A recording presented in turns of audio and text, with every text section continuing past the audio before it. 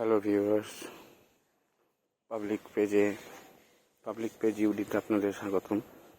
আজ দেখাবো কিছু ফল গাছ যার ছোট অবস্থাতে ফল চলে আসে এবং তাকে কি করণীয় এবং কিভাবে তাদেরকে রাখা হয় সেটা দেখাবো। দেখুন, এই একটা আম গাছ। প্রথমত এর গোড়াটা সুন্দর করে পরিষ্কার করা হয়েছে। দেখুন কি সুন্দর ফল এসছে। এই যে আম দেখতে পাচ্ছেন, দেখুন প্রত্যেকটার গোড়া পরিষ্কার করা হয়েছে। এইবার এই গোড়াগুলোকে আমরা জল নিকাশির জন্য আরেকটু চাপিয়ে দেবো, দেখাচ্ছি। এই যে দেখুন জামরুল গাছে এই যে ফুল চলে এসছে, দেখতে পাচ্ছেন ফুল। সবেদা গাছে সবেদা হয়ে রয়েছে।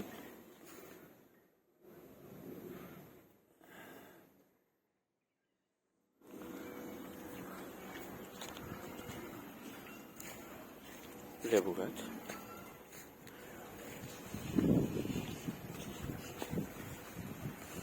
এই যে চারিদিকে গর্ত করা হয়েছে, এরকম গর্ত করে জলটা দেওয়া হয় যাতে এটা উর্বরতা ভালো থাকে।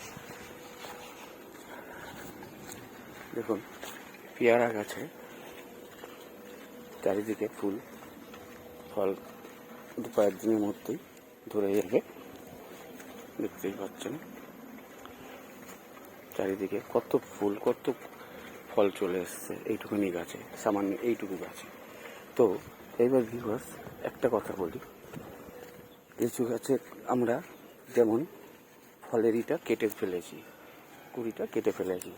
এইবার আমরা এই যে দেখি নার্সারিতে বিভিন্ন রকম গাছে কি সুন্দর ছোট গাছে ফল চলে আসছে, আমরা দেখে খুব খুশি হই, কেন আমাদের বাড়িতে আসে না, আমাদের বাড়িতে হলে তো খুব ভালো হয়।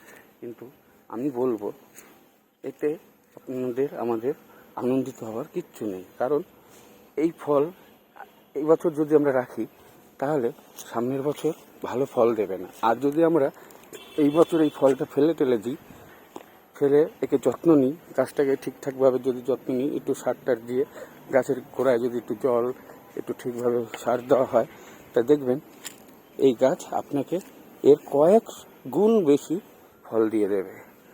তো ভিউয়ার্স, এইভাবে আপনারা জলের ব্যবস্থাটা করবেন যাতে জলটা ঠিকঠাকভাবে পায়, এবং পরিষ্কার পরিচ্ছন্ন রাখবেন গাছের গোড়া, যাতে গাছগুলি অন্যান্য লতা গাছ, জংলি গাছ তাদের খাবারটা যেন না খেয়ে ফেলে।